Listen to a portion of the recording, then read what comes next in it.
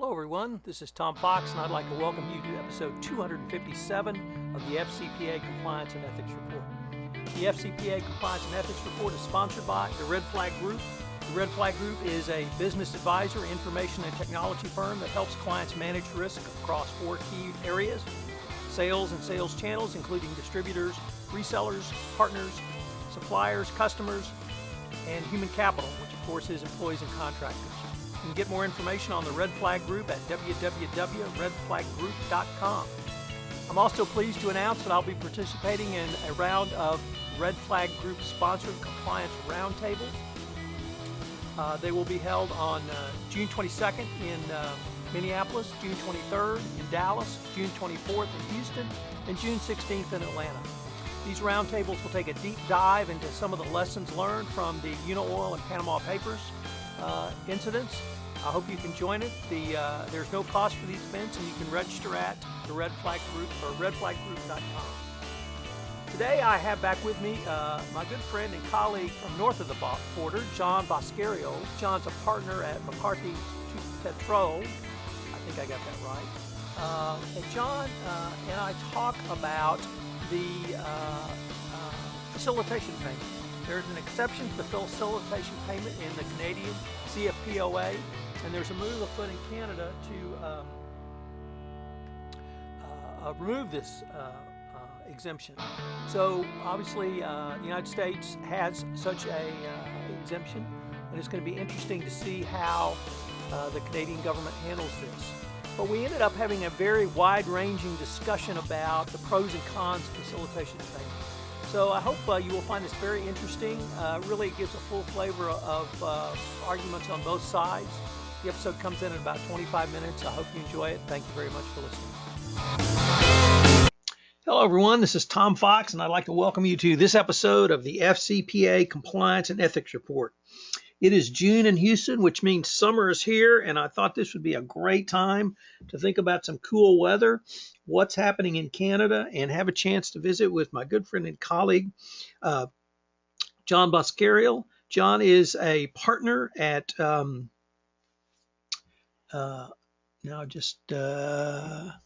at McCarthy Tetrol. Is that right, John? That's correct, Tom. Okay, he's the International Trade and Investment Law Group leader. He writes, speaks, and teaches on lots of different subjects, but for us, it's anti-corruption, and it's around the Canadian Corruption of Public Officials Act, the CFPOA. What got my attention and gave me pause to see if John could visit with us is there was recently a letter sent by the Canadian chapter of Transparency International to the Minister of Justice and Attorney General of Canada about the issue of facilitation payments under the CFPOA. And I wanted to see if John could visit with us about this letter, what was the genesis of it, and where it might be going, and what's kind of going on with the CFPOA. So John, with that incredibly long-winded introduction, welcome back, and how is your weather today? Good morning, Tom. Our weather is a little cool, although I can tell you here in Toronto, over the past couple weeks, we've been hit with some humidity and 90-degree weather, so and that's a little out of sorts for us for late May and early June, so it's not your stereotypical Canadian spring right now. But I did want to say, Tom, thank you again for inviting me to join you and your listeners, and this time to discuss the latest developments under the CFPOA. The letter that you mentioned was penned by Transparency International and their Canadian branch, and as you say, it involved some developments under the CFPOA, so I thought it might make sense to give you some background on those developments, so we put it in a bit of context, and then to explain some of the struggles that Canadian companies are having with the subject of that letter, which is facilitation payments. And John, I think that certainly down here in the United States that many companies struggle with the same issues under facilitation payments. So I think this would be a great opportunity to really kind of go through the either the pros and cons or the struggles. And indeed, I think you told me that you've talked about this in the class you teach. So maybe you can even talk about some of the debates or conversations you had in that forum as well. Absolutely, I'd love to. And a bit of background on that class, because I'll refer to it a couple of times. This is one of the first anti-corruption law courses offered at a Canadian law school, and we started teaching it at the beginning of this year, 2016, at the University of Western Ontario. And I can tell you the most popular topic, or among the most popular topics, I'd say it was in the top 3, is facilitation payments and the elimination of the facilitation payment exception. And I think it's one of those issues that has everyone agrees facilitation payments are not something that should be encouraged, but there's some very good arguments on both sides of the issue. And we hashed them out with the students, but also with a lot of the visiting speakers we had to that class, including in-house counsel, the Royal Canadian Mounted Police, the RCMP, who enforced the CFPOA, and we got the views of those parties, and we can certainly discuss that as we go through the issues today. It was, but as I say, one of the more popular topics for the students and for the papers they were writing, and it is certainly a popular issue for the advice we're giving to Canadian companies, who I said some of which are, or at least some of which are struggling with this issue. And Tom, to give you a bit of background on this, over the years, and we've had the CFPOA in force since 1999, but we never had any real enforcement action until 2009, and then actually really until the announcement of a large corporate settlement in 2011. During that time, Canada was on the receiving end of significant criticism from the OECD anti-bribery committee that was reviewing its anti-corruption law, the CFPOA. And one of the criticisms had to do with the continued existence of the exception for facilitation payments under the CFPOA. So Canada responded to that. It took a number of years, but in June of 2013, Canada made some significant amendments to the CFPOA. This included the creation of a books and records offense. It included expanding our jurisdiction, which was initially territorial jurisdiction, to nationality jurisdiction for the CFPOA. So it applied to Canadians and Canadian companies that were operating abroad. You didn't need a territorial hook to apply the CFPOA.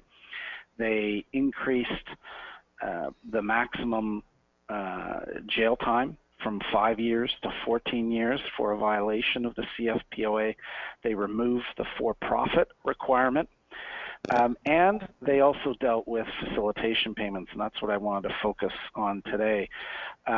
So in June of 2013, in the legislation, rather than just simply repealing the exception and telling Canadian companies, as of today, you can no longer make facilitation payments, they put in a provision that essentially says that they will repeal the exception on a date to be fixed by order in council. And what that essentially means is the cabinet in the federal Canadian government can simply decide to repeal the exception.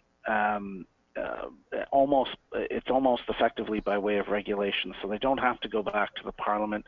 The government can simply decide by cabinet order that the exception is repealed. So they didn't immediately repeal it. They didn't put a time frame in the legislation for repealing it. But what they said at the time was that we want to give Canadian companies time to adjust to this new reality, if you will, that we understand that this is a difficult issue. We understand that this is something that cannot be done overnight. So we're going to give Canadian companies time. You're now on notice that we will be repealing this shortly. Now, 3 years later, we're almost at the anniversary of those amendments to the CFPOA. There has been no change. There's been no repeal of the facilitation payments exception. It is still an exception under Canadian law. Canadian companies can still make these routine payments without fear of prosecution under the CFPOA. If you ask informally some of the Canadian bureaucrats who are responsible for the CFPOA when or why we haven't seen a change, I think they will tell you, as they've told me, that they think enough time has passed and that there's been ample time for Canadian companies to revise their internal controls and procedures to adjust to this new reality. However, the political decision has not been made, and I presume that was really the impetus to that Transparency International Canada letter encouraging our Justice Minister to now finally go through with what they've said and repeal this exception for facilitation payments. So, John, maybe we could now turn to some of the debates that you've had in your class, but maybe and also talk about some of the struggles that you're aware of companies have on this issue, even if they really want to move towards, if not eliminating, certainly reducing facilitation payments. Yeah, it really is a difficult issue for many companies, particularly those in the resource sector that are operating in high-risk jurisdictions where facilitation payments are common. I think, if we take a few steps back and look at this issue overall, I think, as I was alluding to earlier, I think it's easy for us to accept that facilitation payments are not something that is a good idea. It is a form of a bribe. It's a small payment. It's for routine services, but it is a bribe. You're getting a preference for making that payment, albeit a small payment. There's lots of good arguments as to why we shouldn't encourage this activity in other countries. We shouldn't encourage the government officials of other countries to take advantage of their position to extract these small payments, during their provision of routine services, whether it might be in immigration, customs, or licensing, or permitting, what have you. I think there's also a very strong argument that from a compliance point of view, let's forget about the law for a moment, but from a compliance point of view, that it is a bit of a slippery slope from the company's perspective. You're going to be telling your employees that it's okay to make these payments, these small payments, but it's not okay to make larger payments. And ethically or morally, I'm not sure there's much of a difference between a regular bribe and a facilitation payment. And that doesn't send the greatest message to your employees, where you're telling them, don't make bribes, but it's okay if they're small bribes. So I think there is an issue there, and I think that's got an easy solution from the company's perspective. Let's just outlaw the payment of these facilitation payments. And frankly, aside from the ethical issue, I think from a compliance point of view, having to train employees on the front lines to distinguish between what might be a valid facilitation payment for routine action and what may not be a valid facilitation payment is a real challenge. And in fact, we've had a number of instances, and I think you've had some examples on the U.S. side in the enforcement of the FCPA, where payments might be made to customs officials to expedite, or what you think is to expedite, the movement of product across across the border, on its face, that looks like a facilitation payment, but it may be that those customs officials are skipping steps that are required under the law. They're skipping inspections that are required under the law.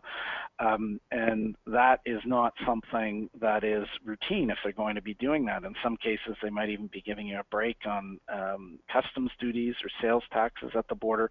Those are all things that, an employee may think, simply getting the goods across the border gets them across faster. That's a facilitation payment, but, in reality are not facilitation payments. And there are some gray lines there. It's difficult at times to figure that out.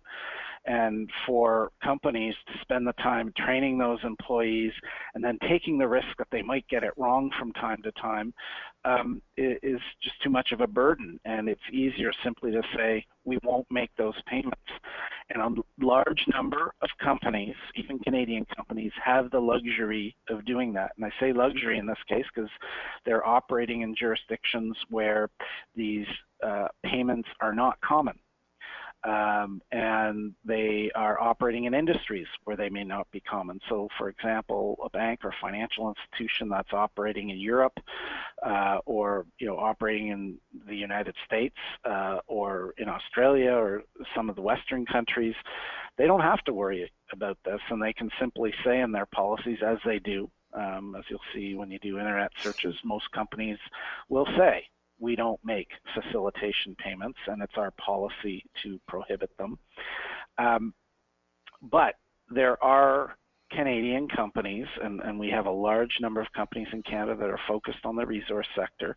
In fact, most of the mining companies in the world are listed on our stock exchange here in Canada.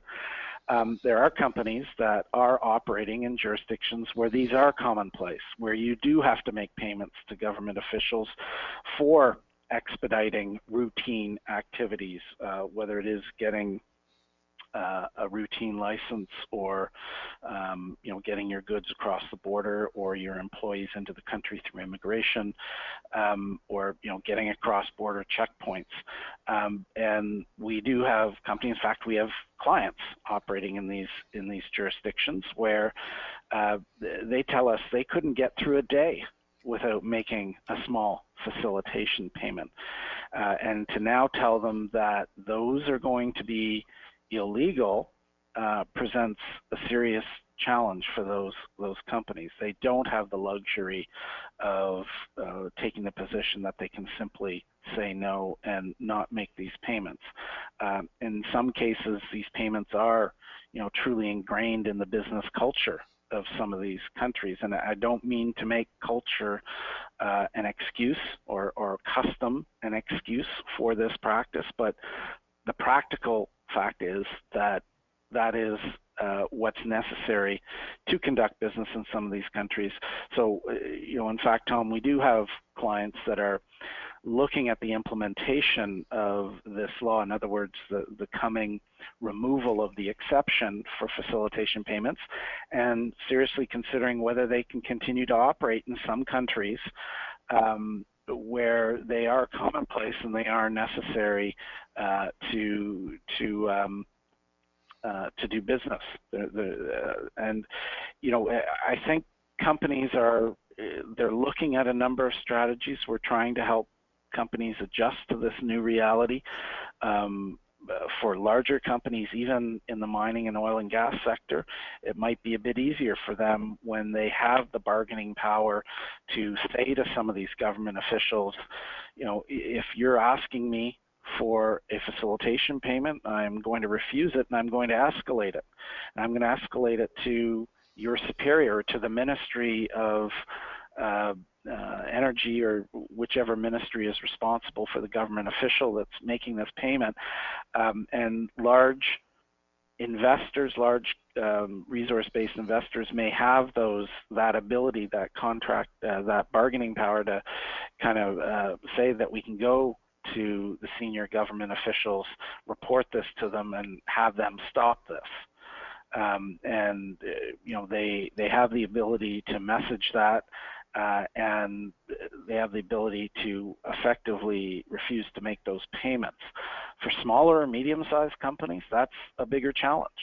And I think companies will be wise to attempt to look at strategies like that, and there are others as well for dealing with facilitation payments, and they're going to have to make an effort to try to implement a ban on making these payments, but they are going to run into challenges, and I can tell you, because we've already been doing this for other certain companies and certain jurisdictions, these are difficult challenges to deal with. Tom, also I want to mention one of the things that these companies are often told, and we've heard this from the RCMP. I think it's also come out of the Serious Fraud Office in the UK, where facilitation payments are now currently banned under the UK Bribery Act. We're told that maybe we can rely on prosecutorial discretion, that the authorities in Canada or the UK will say, well, don't worry about the small payments. We're not going to spend our time going after those.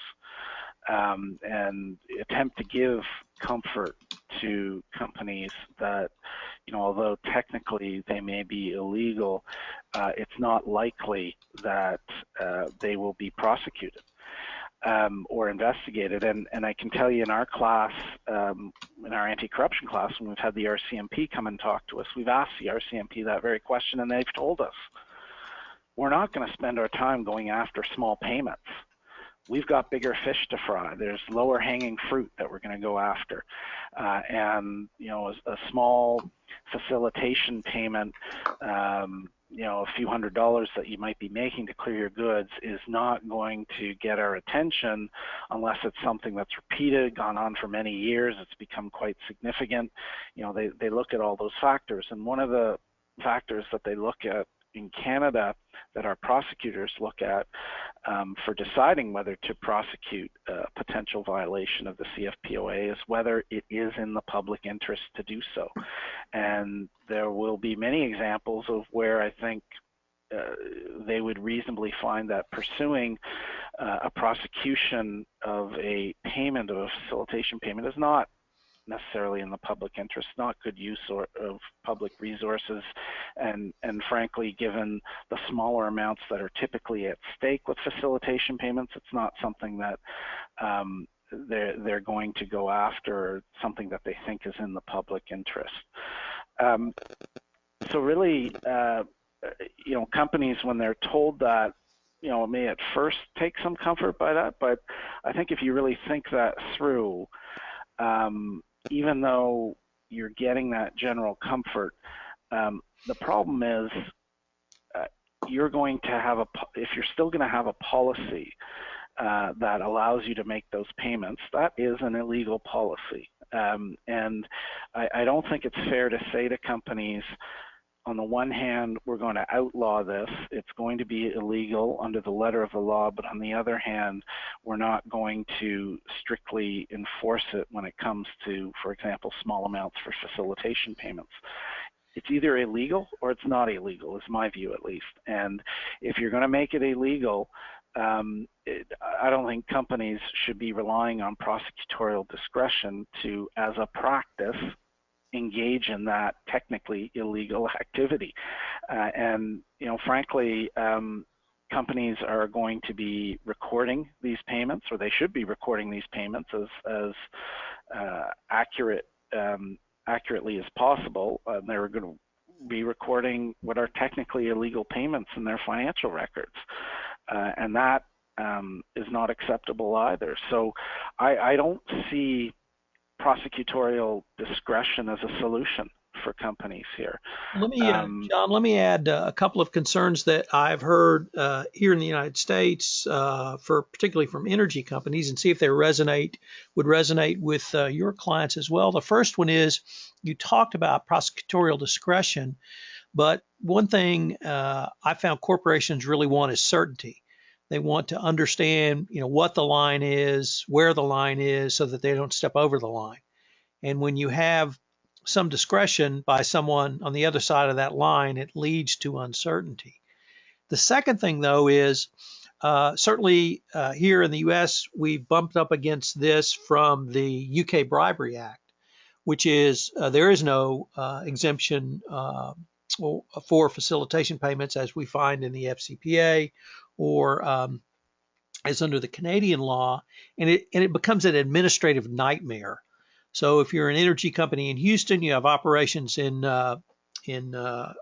Calgary and in the North Sea, you cannot make facilitation payments from your UK subsidiary, but currently you can from your US and Canadian subsidiary. But what if then Canada changes its law and the United States doesn't? So do either of those concerns sort of resonate with your clients as well? Absolutely, Tom. I think the certainty issue is a key for Canadian companies as well. And I think that's part of the point I'm making with prosecutorial discretion too, that, when they hear from the RCMP, don't worry about the small payments, we're not going to be focusing on that. That isn't a solution for our clients. They do need certainty, and to have an effective compliance program, I think you need certainty on these issues. And as I say, you either outlaw it or you don't outlaw it. And if it's outlawed, then you treat it as it being outlawed, and you don't engage in technically illegal activity with the hope or even the likelihood that it won't be prosecuted. You still have that uncertainty there, and that's still a problem for our Canadian companies. And the consistency point that you raise as well, and that's particularly an issue for large multinationals where they're operating in jurisdictions where it might be illegal, or they might be operating in jurisdictions where it isn't illegal. And for you to have different policies depending on where your employees might be located, and they might be moving from one project to another, it's going to be confusing if you have different rules and different policies, based on what jurisdiction may apply, particularly where you can have more than one jurisdiction applying to a project. So both your points resonate very strongly in Canada.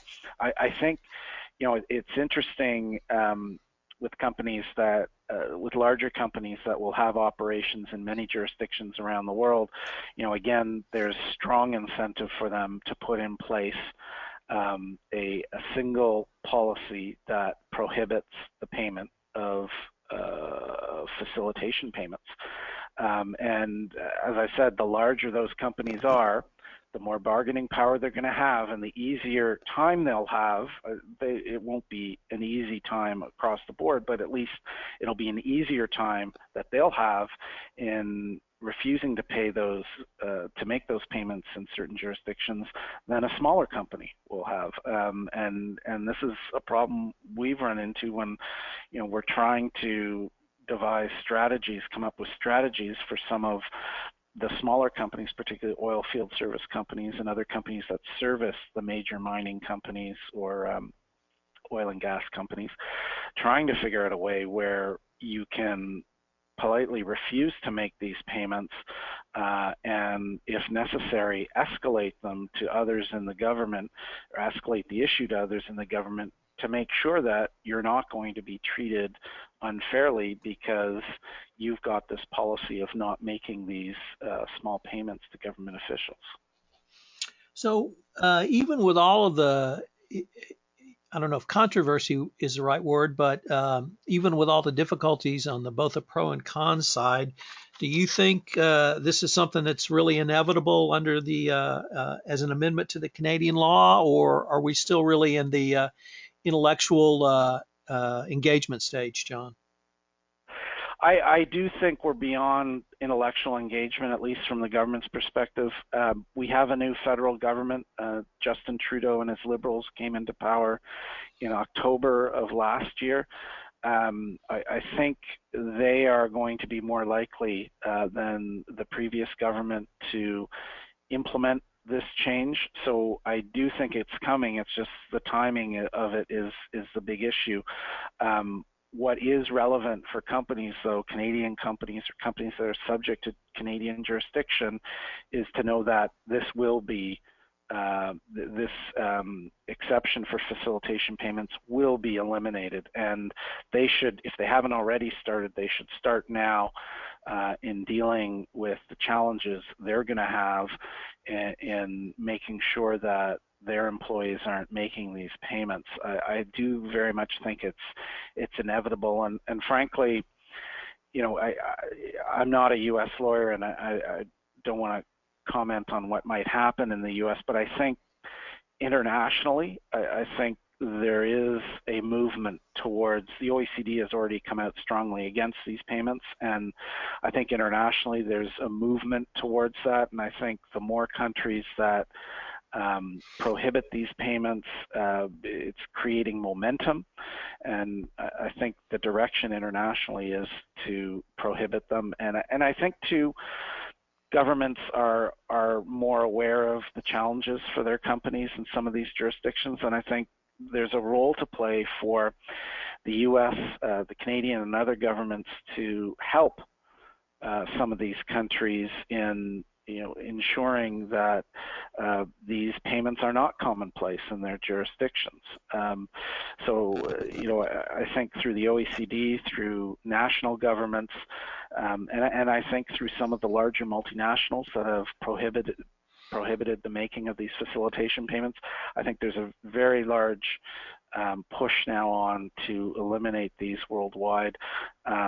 Whether we see that complete elimination in our lifetime or not, I don't know, but that is definitely the trend, and I think companies have got to get on board with this now. John, this has been a great discussion around facilitation payments. Obviously, you all have really had to think through it. I love that you're having this debate in your classroom as well, but also that companies are forward-looking and trying to plan how can they make this change with some of the strategies that you've outlined. But I wanted to ask, as we're unfortunately at the end of our visit today, if someone, a Canadian company or even a U.S. company, wanted some more advice along the lines that we've been discussing, could they contact you? And if so, how would they do it? Absolutely, Tom. I can be reached at 416-601-7835 or by email at jboscariol, which is Boscariol, at McCarthy, MCCARTHY.ca. Well, John, I appreciate you taking the time to visit with us. It's always a pleasure and always highly informative to me. So thanks again. Oh, thank you very much for the opportunity, Tom. Look forward to speaking again soon.